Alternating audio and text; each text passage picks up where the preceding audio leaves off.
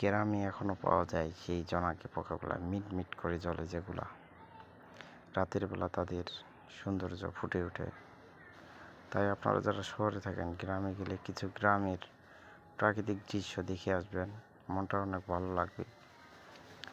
গ্রামকে এখনো যারা ভালোবাসেন তারা একটু গ্রামের দিকে গিয়ে খুব সুন্দরভাবে দেখবেন নিজের চলাফেরাগুলা, আর রাতের সেই সৌন্দর্য ফুটে ওঠে।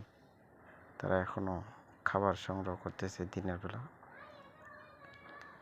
তো আপনারা যারা গ্রামে কথা ভুলে গেছেন, গ্রামে যাবেন, কি এগুলো দেখবেন, ভালো লাগবে। সবাই ভালো থাকবেন, সুস্থ থাকবেন।